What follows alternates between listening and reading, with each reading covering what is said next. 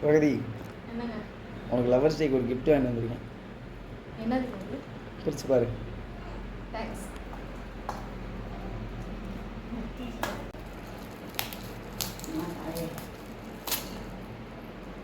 பெருசா இருக்குமா?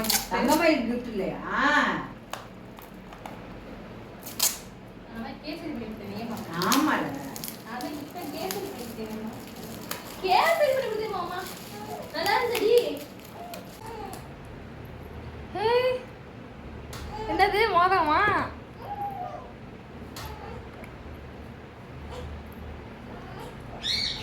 போடே கை செயின். நல்லா இருக்காமா? நல்லா இருக்கியா? போடு போடு போடு. பாரு. பாரு. போடுமா. எப்படி ப்ரோ வாங்குனீங்க? கரெக்டா இருக்கா? நல்லா இருக்கு.